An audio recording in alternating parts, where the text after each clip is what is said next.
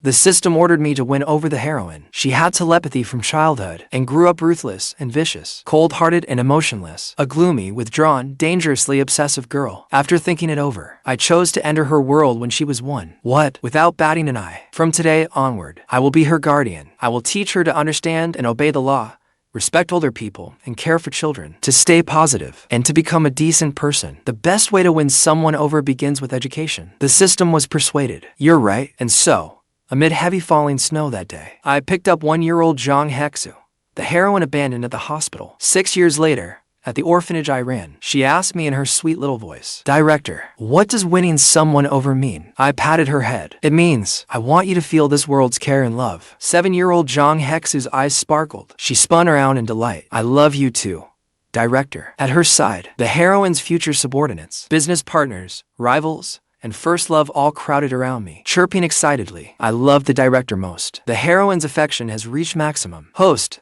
mission complete. You can't do that. After I dropped dead from overwork, I was forced to bind with the system and take on a mission to win someone over. The system sent me the original story. I looked at the girl in the file, her eyes dim, and fell into thought. She was being trampled underfoot, and she was covered in wounds. Her eyes held a lifeless, ashen gray, so indifferent, as if she had left the world behind. Once you enter the world, you can take her home, but she is working outside now, enduring endless bullying. She may not trust you, so you must win her over with love. Also, she has a childhood friend, the one she could never forget. According to our analysis, after she reunites with him, a misunderstanding will arise between you. I cut her off. How old is she? She looks barely a teenager. The system paused. This is a photo of her at 14. Then why is she working? Shouldn't she be in school at that age? She dropped out because she had no money. Compulsory education lasts 9 years. The orphanage should cover her school fees too. The orphanage she entered was not properly run. I had the system confused. Is that so? I considered it for a moment. It seems the local system is inadequate to send me into that world. I already know what to do. Then which point in time will you choose? When she is 14 and being verbally abused by a customer? Or when she is 18,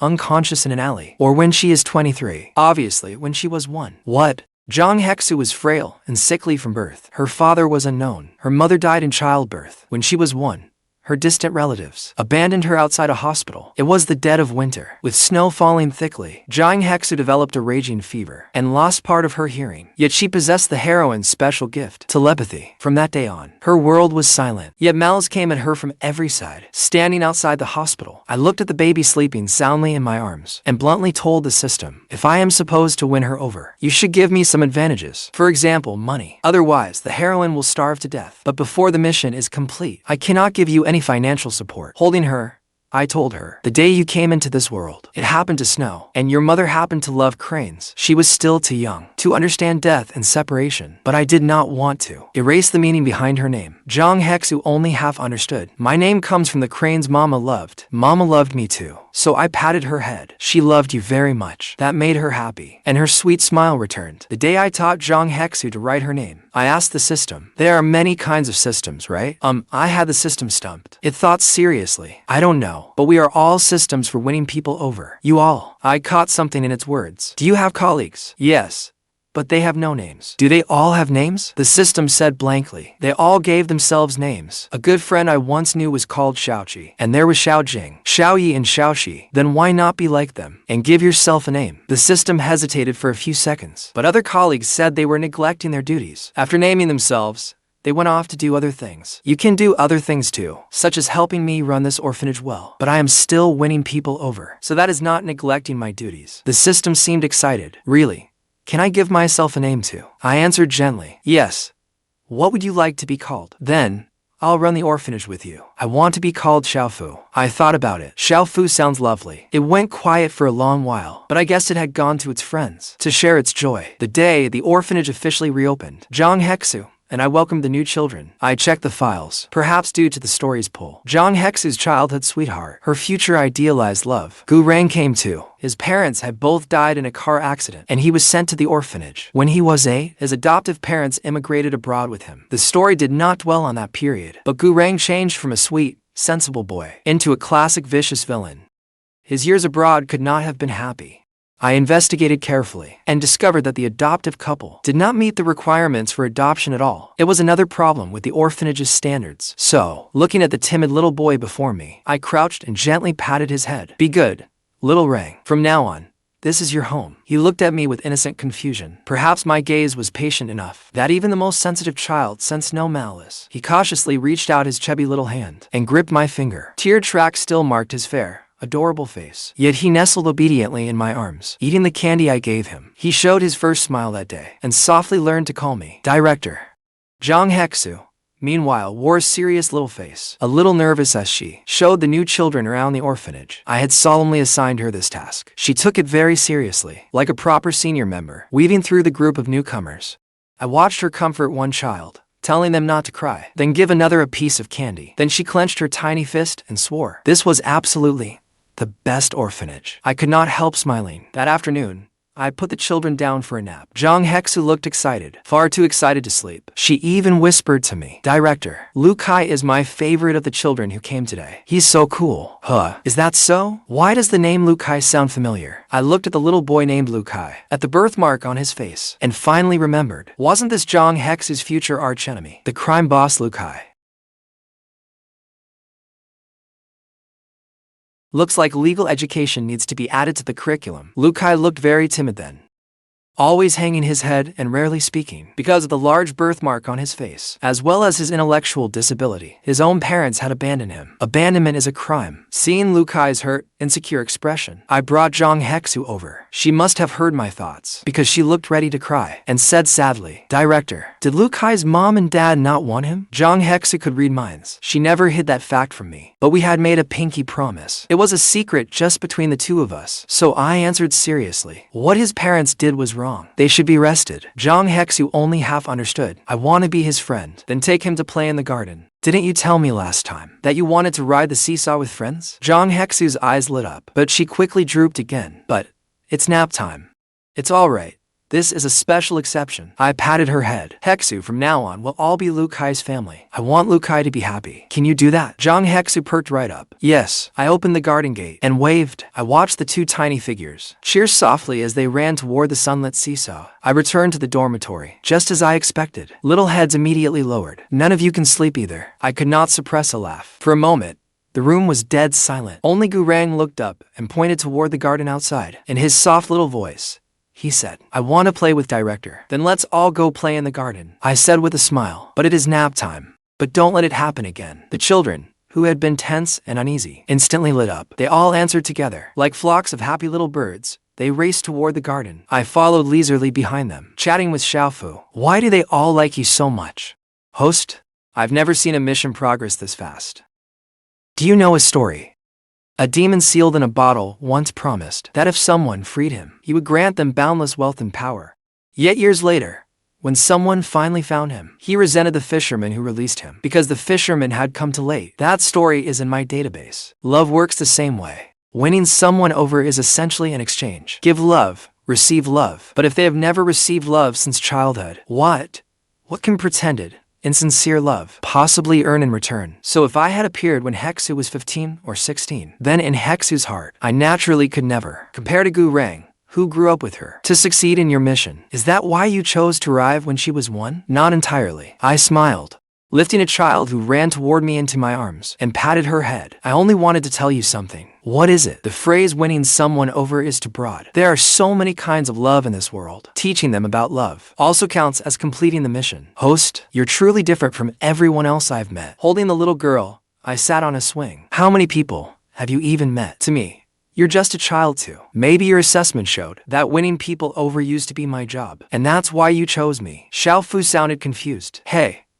what was your job before? It also seems that many people loved you before, host. Is that so? I paused, then laughed softly. I used to work in special education. I was the Zhang family's undisputed oddball. My brothers and sisters all had grand ambitions. They either took over the family business or shone in the arts. Only I buried myself in a small county town to teach in an underserved area for several years. When I returned, I became a teacher at a special school and eventually opened an orphanage of my own. Most orphans have special needs. They often have various physical or psychological disabilities. At first, whenever my family came to visit, the injuries on my body would always frighten them. More than once, they asked me, Zhangxi, have you lost your mind? Outsiders understood even less. The Zhang children had been raised in comfort. So, Why did there have to be one? Zhang without a trace of aristocratic air. But in every life, there are always one or two things that change you completely. I have no interest in judging what is noble and what is base, nor do I want to use lofty words to prove how exceptional I am. In truth,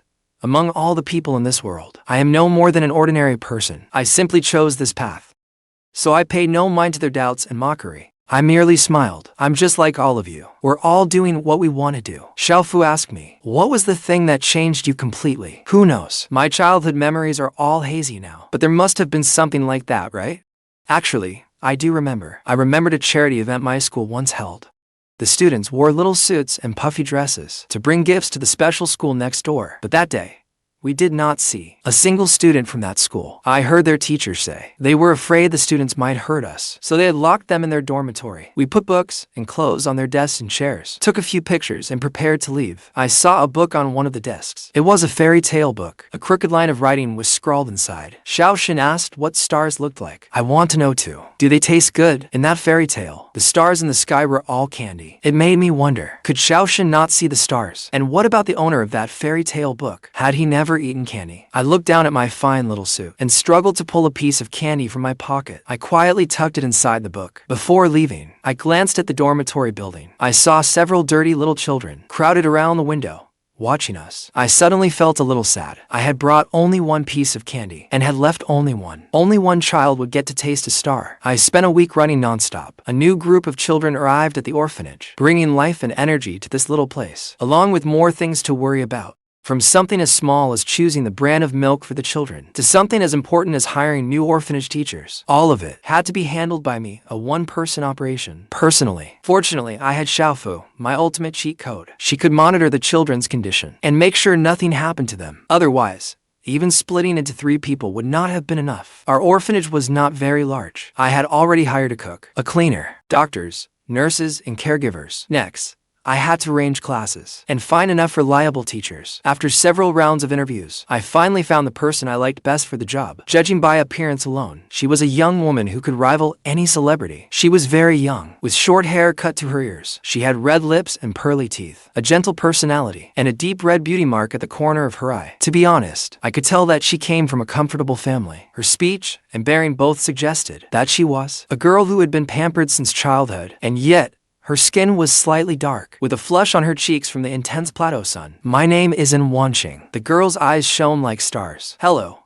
Director Zhang. I held out my hand as well. Hello, Nancheng. And Nancheng joining the staff gave me more time to worry about getting these children into school. Orphanages with the resources to do so set up their own classrooms. Those without them usually enrolled their children in local schools as day students. Considering the special needs of some of the children, I decided to create different classes and teach them separately. Once all the paperwork was complete, and Nancheng and I hired another group of subject teachers and officially launched classes at the orphanage. There were not many children at the orphanage, so I created just one class. The name was chosen democratically. The children liked the words green sprouts best. And so, the first class at Bawai Orphanage, the Green Sprouts class, was born. I had always been highly experienced in this area, and Nancheng had clearly done her homework as well, so the classes got off to a smooth start. In a child's early years, the most important thing is not passing on knowledge, but building habits and shaping character. I started a storytelling class and told them a story every day. In the world of fairy tales, the sky's always clear, villains always lose, princesses meet princes, and ugly ducklings become beautiful swans. Even the little animals you rescue always come back to repay your kindness. Of course,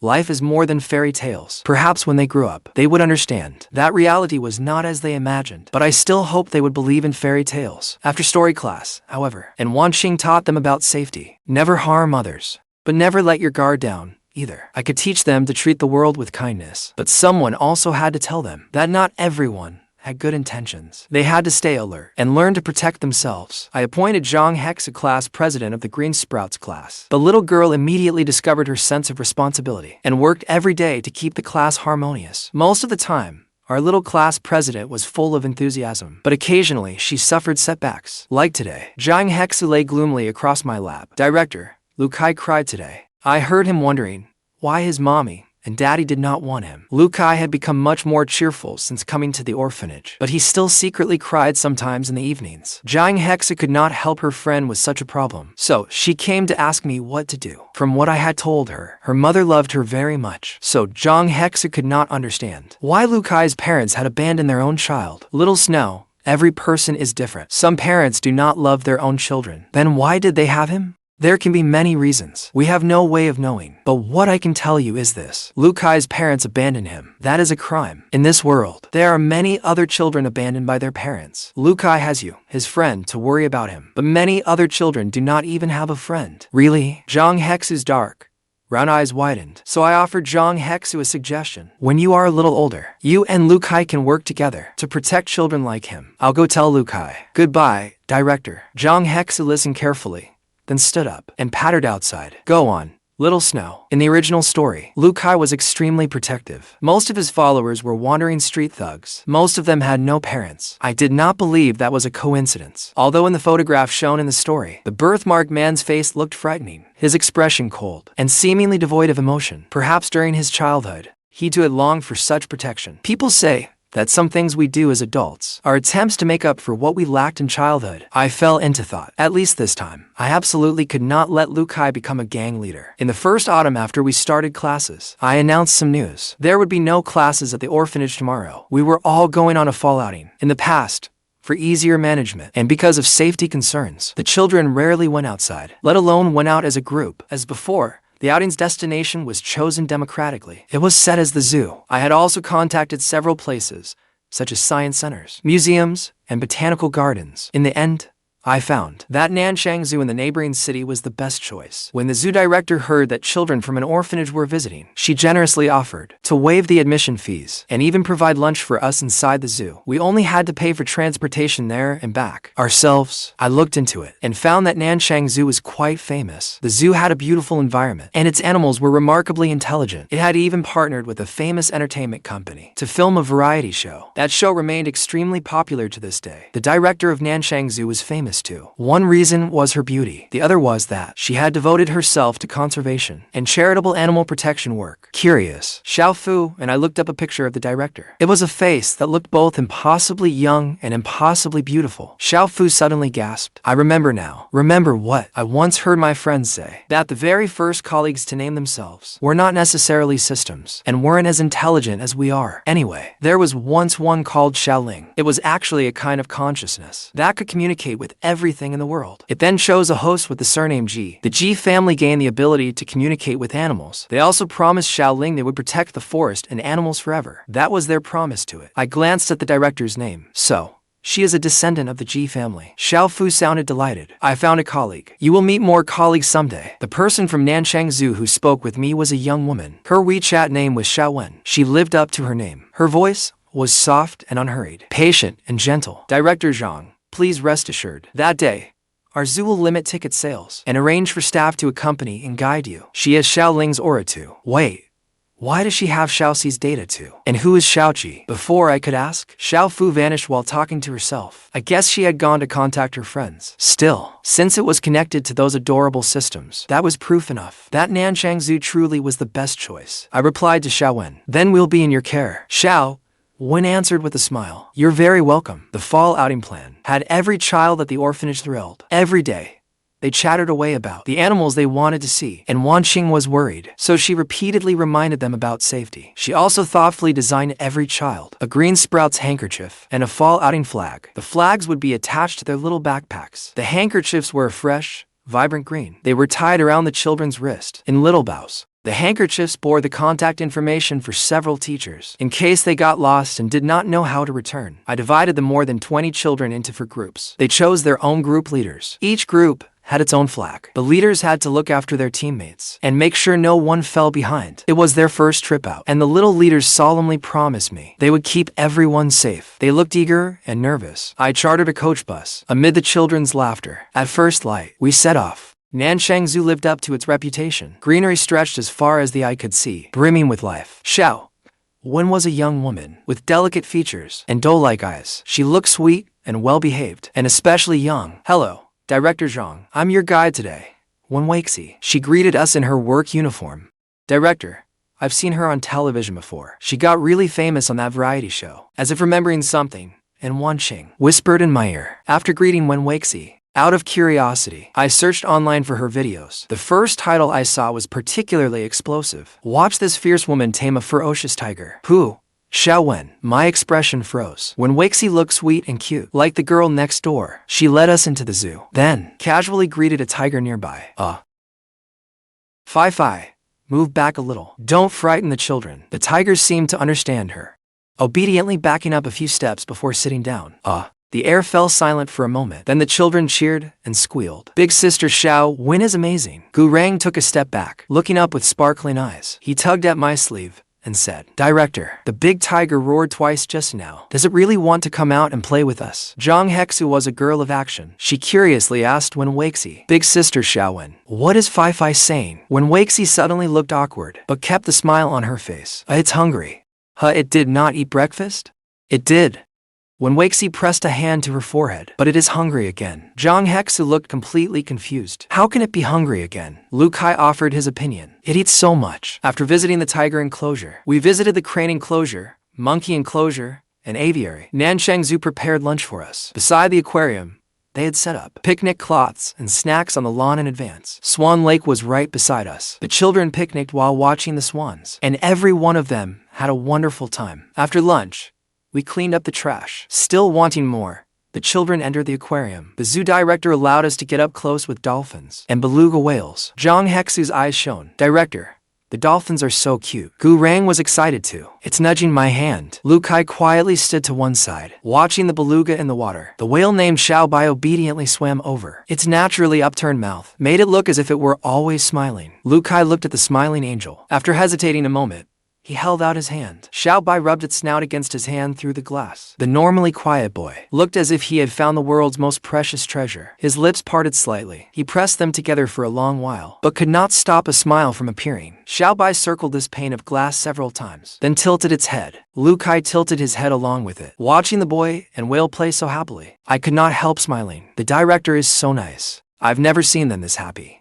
Keeping them in the orphanage all the time is not the best choice for them. When they are a little older, we should send them out to attend school. And Nancheng clearly had concerns. Don't worry, I cannot keep all the world's malice from hurting these children outside forever. But there are always other ways. Scars are like that. They hurt only when you care about them. If you do not, then we will be unbreakable. The zoo trip was a huge success. Back at the orphanage, the children needed no prompting. They voluntarily wrote and turned in their weekly journals. Even in art class, they all drew the zoo's animals. Seeing how they truly could not stop thinking about the zoo, I simply downloaded Nancheng Zoo's variety show. I played them one episode every weekend. It quickly became the most popular weekly activity. Sometimes they would not even touch their snacks. Every weekend, they would sit in neat rows in the activity room. After winter began, and Nancheng and I bought the children new winter clothes. And Nancheng said, Director, we passed this year's inspection. New children will be coming next year, right? More than that. Next year, our orphanage will officially be authorized to arrange adoptions. I let out a breath. There is no rush. We must carefully vet the adoptive families. And Nancheng nodded in agreement. Bawai Orphanage is not very large. Even if more children come, there will probably be no more than a dozen. But that is all right. In a few years, once I secure more funding, we can expand. We can only take one bite at a time, and one step at a time. As we passed a fragrant hot pot restaurant, I asked her, do you want hot pot? And Nancheng froze. But we should be heading back. I smiled at her. Let's give everyone a better meal tomorrow. We'll have individual hot pots. Good things are meant to be shared. And Nancheng looked at me. Her expression suddenly softened. Her eyes curved as she smiled. Director, sometimes I think you are a lot like someone I know.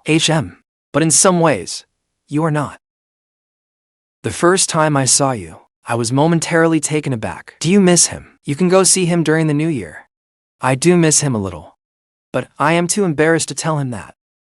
Is he family? He is my older brother, just like you. He is a teacher too. I was a little surprised, yet somehow, not surprised at all. Over a lifetime, we all encounter one or two things that change us, or someone who does. The new year was approaching. On New Year's Eve, a light snow fell over biking. I gathered the children to build snowmen and have snowball fights. Everyone had a wonderful time. Only Zhang Hexue sat silently on the steps, resting her chin in her hands as she watched the sky. I had bought each of them a 3-piece winter set. She took off one fluffy glove to catch the snowflakes drifting down. I could guess what she was thinking. I told her the day she was born had been snowy too. It was also the first time she had seen her mother. Perhaps she believed every snowfall meant her mother had come back to see her. But she had not sat there long before Lu Kai and Gu Rang each grabbed one of her hands and pulled her away. Come draw in the snow. Lu Kai and I have already finished. Only you are left. Gu Rang's little face was rosy from the cold, but he looked thrilled. I drew a little tiger. Lu Kai drew a little whale. What will you draw? Zhang Hexue crouched down and began to draw. Gu Rang looked utterly puzzled. What is that supposed to be? A caterpillar. After staring at it for a while, Lu Kai concluded, it looks like a hen. Zhang Hexue, who had just been trying to look stern and proud, immediately widened her eyes. No. It does not. It is a red-crowned crane. It is a crane. The children pulled me over to judge it. Holding back my laughter, I said, it is indeed a crane. Director, you clearly think it looks like a ball of yarn with 2 chopsticks stuck in it. Oh dear. You caught me. I patted Zhang Hexue's head. All right. How about the director draws you a crane? The little girl, who had been pouting angrily, instantly beamed. When our snowy fun was over, I hurried them inside to wash their hands and faces with warm water so they would not catch cold. The orphanage was not lonely that New Year. Quite a few people came to visit us, and Nancheng did not leave either. When I asked her why, she only said this was her first New Year spent with Boai Orphanage, and she wanted to be with the children. We put up festive New Year banners, watched the New Year gala together, played games together, and made wishes together. I prepared a red envelope for every child. Inside were gifts and messages for them. At the same time, I received 27 little notes with their wishes written on them. They were still too young. As soon as it was 9, I sent them off to bed. Then I returned to my office to handle work. As midnight drew near, my shoulders and neck began to ache. Just as I was about to rub them, a warm force soothed my aching muscles, driving away my exhaustion. I paused. Xiaofu, host, there are 5 minutes until the New Year. Yes, time passes so quickly. I set down my pen, quietly watching the falling snow outside. Then I stood up and went to the children's dormitory, tucking in each of them one by one. Happy New Year, Zhangxi. Happy New Year, Xiaofu. When Zhang Hexue, Gu Rang, and Lu Kai were 7 years old, I enrolled them in the elementary school next door. The orphanage expanded once over the next 2 years. New children arrived, and some children were adopted. Yet those 3 were still the oldest. Zhang Hexue and Gu Rang were very popular. Many couples applied to adopt them. Many of them came from excellent families, but neither child was willing to leave. Zhang Hexue said, I'm still the class monitor of the Green Sprouts class. I cannot leave. Gu Rang said as well, if I leave, what will Lu Kai and Little Snow do? On the first day of school, when the 3 of them came out, I immediately noticed that Gu Rang and Zhang Hexue seemed off. Lu Kai, on the other hand, looked calm and well-behaved as he greeted me. When Zhang Hexue and Gu Rang saw me waiting by the school gate, they froze for a moment, then ran over in quick little steps. I could tell they were trying hard to hide their feelings, so I did not press them. You are still little. Whenever I have time, I will pick you up and drop you off. Zhang Hexue hugged my arm. Director, you are the best. Are we having Coke braised chicken wings today? I took her little hand. It is served every first day of school. How could it not be on the menu today? Gripping her backpack straps, Jiang Hexue gave a cheer. She threw out her arms and hugged me. Gu Rang and Lu Kai stood behind her, looking at me hopefully. There will also be sweet and sour ribs and crispy rice-crusted fish. How could I leave out your favorite dishes? Gu Rang gave a reserved smile, but Lu Kai looked up and gave me a broad, radiant smile. His bright expression was nothing like the photograph I remembered. I paused. A moment later, my lips curved in relief. No matter what, he was changing for the better. That had been my purpose from the start. After I finished work that evening, I was considering whether to ask Zhang Hexue what had happened that day. As I left the office, I heard voices coming from the back garden. I headed toward the garden and found the 3 children sitting in a row beside the slide. Gu Rang and Zhang Hexue both looked dejected. Only Lu Kai was comforting them. It is okay, Gu Rang said indignantly, but they were all talking about you. I heard them. No one at our orphanage talks about you like that. Everyone thinks the patches on your face look cool. That is because Lu Kai seemed to be getting anxious too. Because of what? Do not rush. Take your time. Little Snow, you told me. The director told you that everyone is different. Some mothers do not love their own children. So, some children think the mark on my face looks cool, while others think it looks strange and scary. That is just how people are. I was afraid you would be sad and cry where no one could see. I won't cry anymore. Do you remember? Last winter, the director drew with us. You mean when we painted our faces? The director said we could paint princesses, princes, knights, little demons, or heroes. Then he painted a mask on me and said I was a masked hero. Yes, you were so popular that day. Everyone wanted to play with you.